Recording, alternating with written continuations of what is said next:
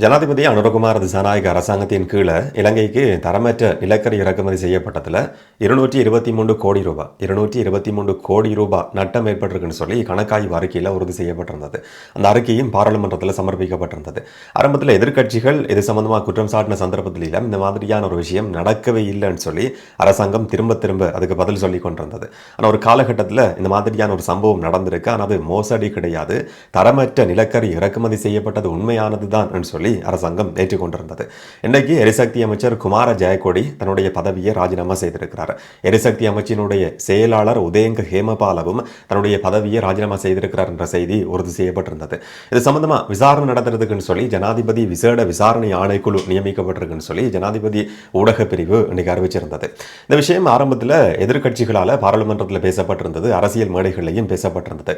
ஊழலுக்கு எதிரான தரப்பு சொல்லி முன்னிலைப்படுத்தி ஆட்சிக்கு வந்திருக்கிற ஜனாதிபதி அனுரகுமார் திசாநாயக்க தலைமையிலான தேசிய மக்கள் சக்தி அரசாங்கத்தின் கீழ் 2025-2026 ஆண்டு காலகட்டத்துக்கு தேவையான நிலக்கரி இறக்குமதி செய்யப்பட்ட சந்தர்ப்பத்தில் மிகப்பெரிய ஒரு மோசடி நடந்திருக்கு, மிகப்பெரிய ஊழல் நடந்திருக்கு. எரிசக்தி அமைச்சர் குமார ஜெயக்கொடி நேரடி அதோடு சம்பந்தப்பட்டிருக்கிறார் சொல்லி குற்றம் சாட்டப்பட்டிருந்தது.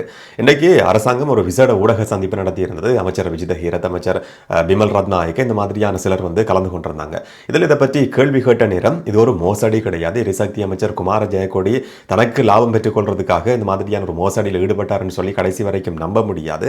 ஆனால் தரமற்ற நிலக்கரி இறக்குமதி செய்யப்பட்டதுன்றது உண்மையானது. கணக்காய்வு அறிக்கையிலையும் அது உறுதி செய்யப்பட்டிருக்கு. இதோட சம்பந்தப்பட்டிருக்கிற அந்த நிறுவனத்திட்ட இருந்து அரசாங்கத்துக்கு ஏற்பட்டிருக்கிற அந்த நட்டத்தை ஈடு செய்யறதுக்கு அரசாங்கம் தீர்மானிச்சிருக்கு என்ற மாதிரி அதுக்கு ஒரு புது விளக்கம் இன்னைக்கு அரசாங்கத்தால் கொடுக்கப்பட்டிருந்தது.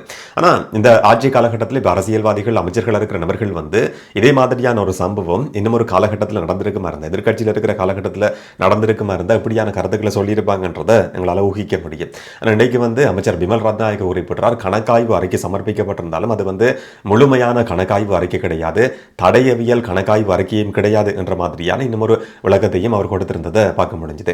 எதிர்க்கட்சிகளினுடைய ஆரம்ப குற்றச்சாட்டு என்னன்னு சொன்னால் அமைச்சர் இதோடு நேரடியாக சம்பந்தப்பட்டிருக்கிறார். ஆரம்பத்தில் அதுவரைக்கும் இருந்து வந்த செயல்முறைகள் எல்லாமே மாற்றப்பட்டு விலைமனு கோரல்ல சில நடைமுறைகள் மாற்றப்பட்டு வேறொரு புதிய நிறுவனத்துக்கு டெண்டர் கொடுக்கப்பட்டிருக்கு என்றதான் ஆரம்பத்தில் முன்வைக்கப்பட்ட குற்றச்சாட்டு. அந்த நிறுவனத்துக்கு டெண்டர் கொடுக்கப்பட்ட சந்தர்ப்பத்தில் அப்படியான ஒரு நிறுவனம் அதுவரைக்கும் பதிவு செய்யப்படவே இல்லை. விலைமனு கோரல் நடக்கிற சந்தர்ப்பத்தில் பதிவு செய்யப்படாத ஒரு நிறுவனம் அதுக்கு பிறகு பதிவு செய்யப்படுது. அதுக்கு பிறகு அந்த நிறுவனத்துக்கு விலைமனு கொடுக்கப்பட்டது. அந்த நிறுவனத்துக்கும் அமைச்சருக்கும் இதோட நேரடியான சம்பந்தம் இருக்குன்னு சொல்லி குற்றம் சாட்டப்பட்டிருந்தது. இந்த நிலக்கரி, தரமற்ற நிலக்கரி ஏற்றப்பட்ட சந்தர்ப்பத்தில் இலங்கைக்கு அனுப்பி வைக்கப்படுறதுக்குன்னு சொல்லி வேறொரு துறைமுகத்திலிருந்து ஏற்றப்பட்ட சந்தர்ப்பத்தில் அதுக்கான ஒரு ஆய்வு அறிக்கையை பெற்றுக்கொள்ள வேண்டியது முக்கியமானது. அப்படியான ஆய்வு அறிக்கையை கொடுத்திருக்கிற அந்த நிறுவனம் அந்த நிறுவனத்தினுடைய அனுமதி பத்திரம் ஏற்கனவே ரத்து செய்யப்பட்டிருந்தது.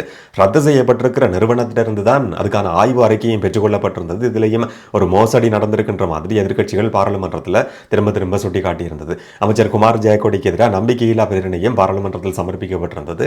எப்படியுமே தேசிய மக்கள் சக்திக்கு பெரும்பான்மையான பாராளுமன்ற உறுப்பினர்கள் இருக்கிறாங்க என்ற அடிப்படையில் அது தோற்கடிக்கப்பட்டிருந்தது. ஆனால் அரசாங்கம் ஆரம்பத்தில் இதை நிராகரித்து வந்தாலும் அதுக்கு பிறகு ஒரு சந்தர்ப்பத்தில் தரமற்ற நிலக்கரி இலங்கைக்கு இறக்குமதி செய்யப்பட்டிருந்தது என்ற விஷயம் ஏற்றுக்கொள்ளப்பட்டிருந்தது. இதனால அரசாங்கத்துக்கு இல்லாட்டி பொதுமக்களுக்கு ஏற்பட்டிருக்கிற நட்டம் 223 கோடி ரூபாய். இதை பொதுமக்கள்கிட்ட இருந்து தான் அறவிட போறீங்களான்னு சொல்லி இன்றைக்கு நடத்தப்பட்ட ஊடக சந்திப்பிலையும் அமைச்சர்கிட்ட கேள்வி கேட்கப்பட்டிருந்தது. அமைச்சர் பிமல் ரத்நாயக்க குறிப்பிட்டிருந்தார், விஜித ஹீரத்தும் குறிப்பிட்டிருந்தார், அந்த நிறுவனத்திட்ட இருந்து தான் அதை அறவிடுறதுக்கு நாங்கள் தீர்மானிச்சிருக்கிறோம் என்ற மாதிரி. ஆனால் இதில் மோசடி நடக்கல என்ற நிலைப்பாட்டில் அரசாங்கம் இதுவரைக்கும் இருந்து கொண்டிருக்கு. மோசடி நடக்கவே இல்லைன்னு சொல்லி ஏற்கனவே ஒரு தீர்மானத்துக்கு அமைச்சர்கள் வந்திருக்கிற பின்புலத்தில் தான் இது சம்பந்தமா ஒரு விசாரணை நடத்தப்படும் சொல்லி ஜனாதிபதி ஊடக பிரிவு இன்னைக்கு ஒரு அறிக்கையை வெளியிட்டிருக்கு. ஏற்கனவே அரசாங்கத்தில் இருக்கிற முக்கியஸ்தர்கள் மோசடி நடக்கல சொல்லி தீர்மானிச்சிருக்கிற பின்புலத்தில் எதுக்காக ஒரு முடிவுக்கு வந்ததுக்கு பிறகு நடத்தப்படுற விசாரணைன்றது நீதியான விசாரணையா இருக்குமா என்ற ஒரு சந்தேகத்தையும் கேள்வியையும் இதில் முன்வைக்க வேண்டியிருக்கு. எதிர்காலத்தில் இந்த மாதிரியான சம்பவங்கள் நடக்காத விதத்தில் அந்த ஆணைக்குழு, ஜனாதிபதி ஆணைக்குழு சில பரிந்துரைகளை முன்வைக்கும் சொல்லியும் எதிர்பார்க்கப்படுது. சில நேரத்தில் இதோட சம்பந்தப்பட்டிருக்கிற நபர்கள் இவர்கள் தான் சொல்லி கண்டுபிடிக்கப்பட்டு அவர்களுக்கு எதிரான பரிந்துரைகள் முன்வைக்கப்படுமா இருந்தா சட்ட நடவடிக்கைகள் எடுக்கப்படுமான்னு சொல்லியும் இன்னைக்கு கேள்வி கேட்கப்பட்டிருந்தது. இருக்கிற சட்டத்துக்கு அமைய நடவடிக்கைகள் எடுக்கப்படும் சொல்லியும் சொல்லியும் அரசாங்கம் ஒரு வாக்குறுதியை கொடுத்திருக்கு. கடந்த நாட்களில் பரபரப்பாக பேசப்பட்ட ஒரு விஷயம் இப்போ வந்து கிட்டத்தட்ட முடிவுக்கு வந்திருக்குன்னு சொல்லியும் சொல்ல முடியும். ஆனால் இப்போ ஜனாதிபதி அனுரகுமார திசாநாயக்க நியமிச்சிருக்கிற ஆணைக்குழுவை பொறுத்த வரைக்கும் இந்த இப்போ நடந்திருக்கிற மோசடி இல்லாட்டி தரமற்ற நிலக்கரி இறக்குமதி செய்யப்பட்ட இந்த ஆட்சி காலகட்டத்துக்குள்ள மட்டும் நடந்திருக்கிற சம்பவம் மட்டும் இல்லாமல் 2009ஆம் ஆண்டு காலகட்டத்திலிருந்து மோசடிகள் நடந்திருக்க முடியும் சொல்லி இதே தரப்பு வந்து இதுக்கு முதலையும் குற்றம் சாட்டி இருந்தது. அதை பற்றியும் இந்த புதிய ஆணைக்குழு விசாரணைகளை நடத்தும் சொல்லியும் எதிர்பார்க்கப்படுது. என்ன நடக்க போகுது என்றதை நாங்கள் பொறுத்திருந்து பார்க்கலாம். இந்த நேரம் நேற்றைய வீடியோவில் நாங்கள் பார்த்துருந்தோம், HSBC-னுடைய CEO பிரதம நிறைவேற்று அதிகாரி குறிப்பிட்டிருந்தார், இலங்கை வந்து கிட்டத்தட்ட $286 எரிபொருளை வெளிநாடுகளிலிருந்து கொள்வனவு செய்திருக்கு. இப்போ நடந்து கொண்டிருந்த போர் காரணமாக இலங்கை மாதிரியான நாடுகள் எப்படியான ஒரு பாதிப்பை எதிர்நோக்கின்றதுக்கான ஒரு நல்ல உதாரணம் என்ற மாதிரி அவர் ஒரு இடத்துல உரையாற்றும் போது குறிப்பிட்டிருந்தார். நேற்றைய நாளில் வந்து சர்வதேச ஊடகங்கள் அதிகம் பேசப்பட்டிருந்தது.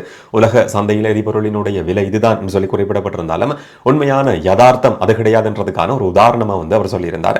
இலங்கை அரசாங்கம் எரிபொருளை இறக்குமதி செய்கிற சந்தர்ப்பத்தில் ஒரு பரலுக்கு $285-286 செலுத்த வேண்டியிருந்தது என்ற மாதிரி ஒரு தரவை வந்து அவர் சமர்ப்பிச்சிருந்தார். ஆனால் இன்னைக்கு வந்து அரசாங்கத்தில் இது சம்பந்தமாக கேள்வி கேட்ட சந்தர்ப்பத்தில் இதுக்கும் சில மழுப்பலான பதில்கள் சொல்லப்பட்டிருந்ததை பார்க்க முடிஞ்சது. அவருடைய கருத்து என்னன்னு சொன்னால் எரிபொருள் என்ற வார்த்தையை அவர் பயன்படுத்துகிறார். ஆனால் இன்றைக்கு அரசாங்கத்திட்ட சில கேள்விகள் கேட்கப்பட்ட சந்தர்ப்பத்தில் இன்றைய ஊடக சந்திப்பில் இருக்க முடியும், இல்லாட்டி இலங்கை பெட்ரோலிய கூட்டுத்தாபனமும் ஒரு ஊடக சந்திப்பு நடத்தியிருந்தது. அந்த சந்தர்ப்பத்திலையும் ரெண்டு தரப்பும் சொன்ன விளக்கம் என்னன்னு சொன்னால், மசகன் இல்லாட்டி க்ரூட் ஆயில் வந்து இந்த அளவு அதிகமான விலைக்கு இலங்கையால் இறக்குமதி செய்யப்படவே இல்லை. $71-75 தான் நாங்கள் வந்து மசகனை இறக்குமதி செய்து கொண்டிருக்கிறோம். இது பொய்யான ஒரு கருத்து என்ற மாதிரி இன்றைய ஊடக சந்திப்பில் குறிப்பிடப்பட்டிருந்தது. அவருடைய கருத்து என்னன்னு சொன்னால், எரிபொருள் என்றது அரசாங்கம் அதுக்கு மழுப்புறதுக்காக சொல்லியிருக்கிற பதில் என்னன்னு சொன்னால், நாங்கள் அந்த அளவு பெருந்தொகைக்கு வந்து மசகு எண்ணெய் இறக்குமதி செய்யவே இல்லைன்றது. ஆனால் அரசாங்கம் உண்மையிலேயே பெட்ரோல் டீசலை ஒரு பரல் பெட்ரோல் டீசலை வந்து இந்த அளவு அதிகமான விலைக்கு இறக்குமதி செய்திருக்குன்ற விஷயமும் அரசாங்கத்தால் பிறகு ஏற்றுக்கொள்ளப்பட்டிருந்தது.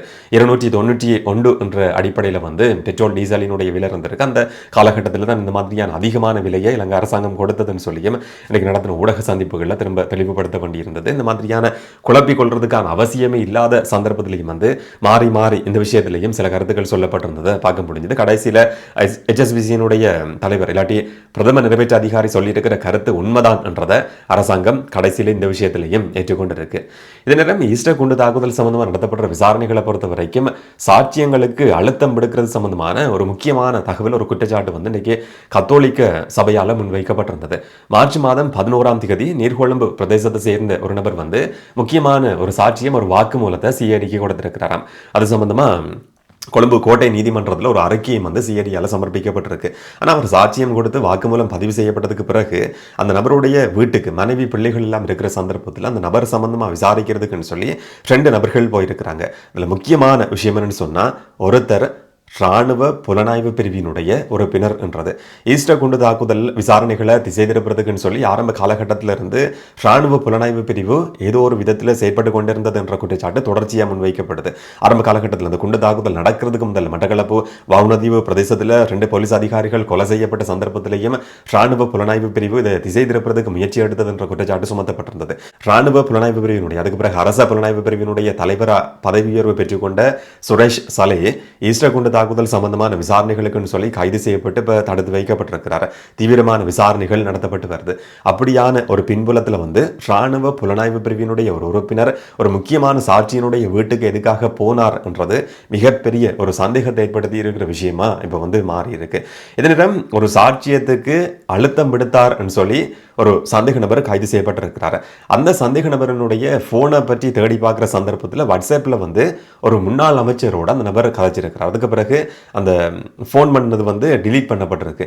அந்த நம்பர் யாருடையது சொல்லி தேடி பார்க்குற நேரத்தில் முன்னாள் அமைச்சர் பாட்டலை சம்பிக்க ரணவக்கவுக்கு சொந்தமான நம்பர் சொல்லி தெரிய வருது. அப்போ ஒரு சாட்சியத்துக்கு அழுத்தம் விடுத்தாருன்னு சொல்லி ஒரு நபர் சந்தேகத்தின் அடிப்படையில் கைது செய்யப்படுறாரு. அதுக்கு பிறகு அந்த நபர் வந்து வாட்ஸ்அப்பில் ஒரு முன்னாள் அமைச்சரை தொடர்பு கொண்டிருக்கிறாரு. அதுக்கு பிறகு அதை டிலீட் பண்ணப்பட்டிருக்கு. இதுக்கு பின்னால் இருக்கிற மர்மம் என்னன்னு சொல்லி ஒரு விசாரணை ஆரம்பிக்கப்பட்டிருக்கு. நீதிமன்றத்தில் அறிக்கைகள் சமர்ப்பிக்கப்பட்டு முன்னாள் அமைச்சர் சம்பிக்க ரணவக்கவினுடைய போனை பெற்றுக்கொள்றதுக்கு நீதிமன்றமும் உத்தரவு பிறப்பிச்சிருந்தது. பிறகு விசாரணை தரப்பு அவருடைய வீட்டுக்கு போய் போனை கேட்ட சந்தர்ப்பத்தில் வந்து அப்படியெல்லாம் என்னால் போனை தர முடியாதுன்னு சொல்லி மறுப்பு தெரிவிச்சிருக்கிறார். திரும்பவும் நீதிமன்றத்தில் அந்த அறிக்கை சமர்ப்பிக்கப்பட்டதுக்கு பிறகு அமைச்சர் பாட்டலி சம்பிக்கரணவுக்கு வந்து நேரடியாகவே நீதிமன்றத்துக்கு போய் சொல்லியிருக்கிறார், எதிர்வரும் நாட்களில் நான் போனை ஒப்படைக்கிறேன், இதில் மறைக்க வேண்டிய அவசியம் எதுவுமே கிடையாது என்ற மாதிரி ஒரு கருத்தை சொல்லியிருக்கிறாராம். இந்த மாதம் 21ஆம் தேதி சம்பிக்கரணவுக்கு தன்னுடைய தொலைபேசியை ஒப்படைக்க இருக்கிறார் என்ற மாதிரியான தகவல் வெளிவந்திருக்கு. இந்த குற்றச்சாட்டு சம்பந்தமா விசாரிக்கிறதுக்காக மட்டும்தான் அவருடைய தொலைபேசியை நாங்கள் விசாரணை தரப்பு பெற்றுக்கொள்ள இருக்கு என்ற மாதிரி இன்னைக்கு போலீஸ் நடத்தின ஊடக சந்திப்பிலையும் குறிப்பிடப்பட்டிருந்தது. இதுக்கு பின்னால் இருக்கிற மர்மம் வெளிச்சத்துக்கு வருமானதையும் நாங்கள் பொறுத்திருந்து பார்க்கலாம்.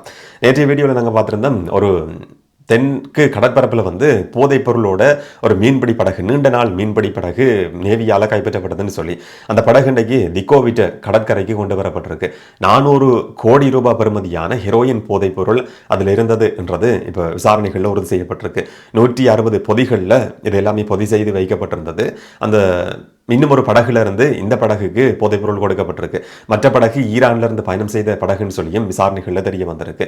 இந்த போதைப்பொருள் கடத்தலுக்கு பின்னால் இருக்கிற நபர்கள்னு சொல்லி பொல்வத்து மோதர சரத் சொல்லப்பட்ட ஒரு நபருடைய பேர் இன்றைக்கு ஊடகங்களில் குறிப்பிடப்பட்டிருந்தது. வெளிநாட்டில் தலைமறைவாகி இருக்கிற குடு சலிந்து சொல்லப்பட்ட நபரும் இதோட சம்பந்தப்பட்டிருக்கிறார் சொல்லியும் முதல் கட்ட விசாரணைகளில் தெரிய வந்திருக்கிறதா இன்றைக்கு செய்திகள் வெளிவந்திருக்கு. இதே நேரம் கடந்த நாட்களில் வந்து பரபரப்பா பேசப்பட்டிருந்த சுத்தா கரந்தனிய சுத்தாவினுடைய சகோதரரினுடைய கைது, அவர் இன்றைக்கு இரவு இலங்கைக்கு கூட்டி வரப்பட இருக்கிறார் சொல்லி ஒரு செய்தி வெளிவந்திருக்கு. நேற்றிரவு கூட்டி வரப்படுவார் என்ற மாதிரி எதிர்பார்க்கப்பட்டிருந்தது. இன்றைக்கு இரவு சிஐடியால் கூட்டி வரப்பட இருக்கிறார் சொல்லி சொல்லப்படுது. என்ன சொன்னா, ஒரு லோயரும் அவருடைய மனைவியும் சுட்டு கொலை செய்யப்பட்டதுக்கு பிறகு கரந்தனிய சுத்தாட பேர் வந்து ஊடகங்கள் அதிகம் பேசப்பட்டிருந்தது. கரந்தனிய சுத்தா தான் இதுக்கு பின்னால் இருக்கிற திட்டமிட்ட நபர் சொல்லி சொல்லப்பட்டிருந்தாலும் அவருடைய சகோதரர் ராஜு சொல்லப்பட்ட நபர் தான் அவருடைய திட்டங்களை எல்லாம் செயற்படுத்துகிற ஒரு நபர் என்ற மாதிரி விசாரணைகளில் கண்டுபிடிக்கப்பட்டு அவர் எங்க இருக்கிறார் சொல்லி தேடி கண்டுபிடிக்கிறதுக்கு விசாரணை தரப்பு வெளிநாடுகளினுடைய உதவியோட சில விசாரணைகளை நடத்தியிருக்கு. இதுல ஓமான்ல வந்து கரந்தனிய சுத்தா இருக்கிறார். அவருடைய சகோதரர் ராஜு இதுவரைக்கும் துபாயில இருந்து இருக்கிறார். துபாயில இருந்து கொண்டு கிரீஸுக்கு தப்பி போறதுக்குன்னு சொல்லி அதுக்கான டாக்குமெண்ட்ஸை தயாரிக்கிறதுக்குன்னு சொல்லி போலியான ஆவணங்களை தயாரிக்கிறதுக்குன்னு சொல்லி இந்தியாவுக்கு போயிருக்கிறார். அந்த தகவல் வந்து இலங்கையினுடைய சிஐடிக்கு தெரிய வந்ததுக்கு பிறகு இந்தியாவுக்கு அந்த தகவல் கொடுக்கப்பட்டிருக்கு. கரந்தனிய சுத்தாவினுடைய சகோதரர் ராஜு கைது செய்யப்பட்டிருக்கிறார். இன்னைக்கு இரவு வந்து அவர் கூட்டி வரப்படுவார் என்ற மாதிரி எதிர்பார்க்கப்படுது. ஆனா இதோட சம்பந்தப்பட்டிருக்கிற முக்கியமான நபர்னு சொல்லப்படுற நபர் இப்ப தடுத்து வைக்கப்பட்டிருக்கிற பின்புலத்திலேயும் கரந்தனிய சுத்தா ராஜு இந்த தரப்பினுடைய ஒரு கொலை முயற்சி வந்து அகுங்கல்ல பிரதேசத்தில் இன்னைக்கு நடந்திருக்கு. பொடிப்பெட்டி என்று சொல்லப்பட்ட ஒரு நபர் இலக்கு வைக்கப்பட்டு ஒரு துப்பாக்கிச்சூட்டு சம்பவம் பதிவாகி இருக்கு. லொக்குப்பெட்டி என்று சொல்லப்பட்ட ஒரு நபர் வந்து வெளிநாட்டில் தலைமறைவாகி இருக்கிறார். அவருடைய சகோதரர் பொடிப்பெட்டி ஒரு ஓட்டோல முச்சக்கர வண்டியில பயணம் செய்து கொண்டிருந்த சந்தர்ப்பத்தில் வந்து பின்னால போயிருக்கிற அடையாளம் தெரியாத மர்ம நபர்கள் T-56 ரக துப்பாக்கியை பயன்படுத்தி கொண்டு அவர் மேல துப்பாக்கிச்சூடு நடத்துறதுக்கு முயற்சி எடுத்திருக்கிறாங்க. அது வந்து தோல்வியில முடிவடைஞ்சிருக்கு. அவர் அதிர்ஷ்டவசமா உயிர் தப்பி இருக்கிறார். ஆனா இந்த கொலை முயற்சிக்கு பின்னால் இருக்கிறது கரந்தனிய சுத்தாவினுடைய குழு என்றதும் முதல் கட்ட விசாரணைகள்ல தெரிய வந்திருக்கு. அடுத்த கட்ட விசாரணைகள் தொடர்ச்சியா நடந்து வருது. இன்னும் ஒரு துப்பாக்கிச்சூட்டு சம்பவம் ஒரு சில நாட்கள் இடைவெளிக்கு பிறகு திரும்பவும் இந்த மாதிரியான ஒரு சம்பவம் பதிவாகி இருக்கு. போதைப்பொருள் கடத்தல் சம்பந்தமான செய்திகள் திரும்ப பதிவாகிறதுக்கு ஆரம்பிச்சிருக்கு.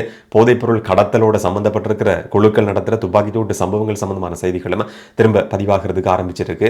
என்ன நடக்க போகுதுன்றதை நாங்கள் பொறுத்து பார்க்கலாம். இந்த சம்பவங்கள் சம்பந்தமாக நீங்கள் என்ன நினைக்கிறீங்கன்றதை முடிஞ்சா கமெண்ட்ல சொல்லுங்கள். இன்னும் ஒரு வீடியோவில் இன்னும் ஒரு தகவலோட சந்திக்கலாம். வணக்கம்.